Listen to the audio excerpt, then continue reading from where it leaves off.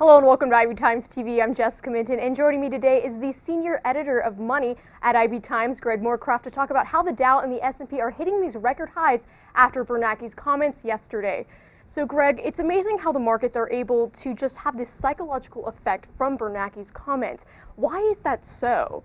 Well, we've been in a period now for several years of extremely low interest rates, so-called quantitative easing, where the Federal Reserve is making sure that there's plenty of liquidity, lots and lots and lots of money in the market.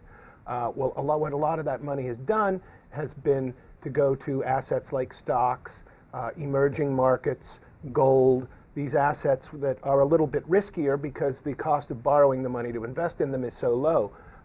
Late May, Mr. Bernanke made some comments that were interpreted by the market that eventually, sometime, this may be the first signal that they're getting ready to think about making rates a little higher. So what he said over the past several years is that he'll give the market plenty of notice. Well, what the market did, being what the market is that the first hint of it sort of all ran for the door at once. So you saw big declines in the U.S. Stock market, but even more so overseas. And so clearly, since the end of May, when Bernanke made those comments, the market has been nervous, and I think the Fed has been nervous about the the comments that Bernanke made.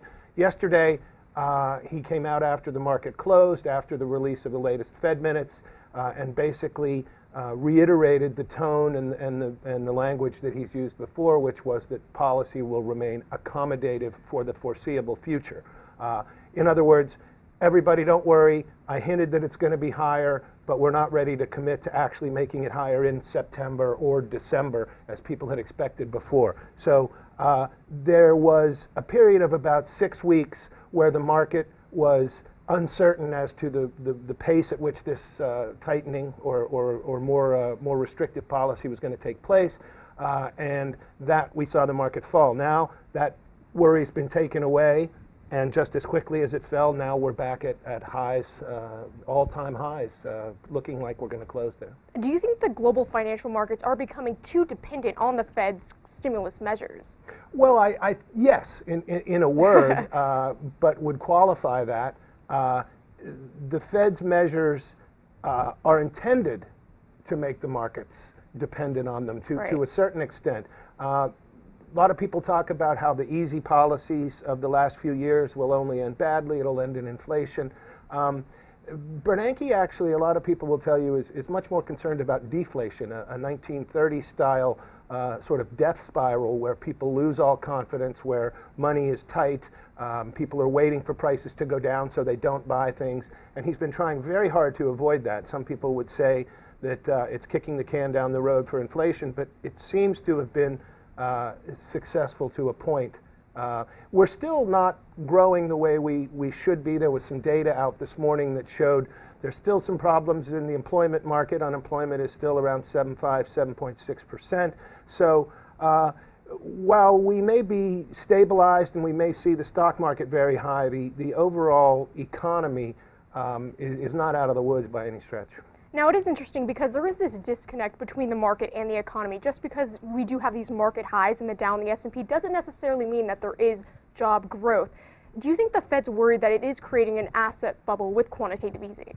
I think, as I mentioned before, I think the Fed is aware of the effects of its policies and wants those effects to continue for the time being. Ideally, I think the Fed would love to see the economy catch up to a certain point and then have its policy tighten and get back together. But yes, I mean, they do create asset bubbles. I think the last 6 weeks that we've seen is a perfect example of what an asset bubble is. It's inflated, then it's deflated, and now it's being inflated again. I think they're aware of it. I think that they certainly would be loath to take a step now that would crash the markets.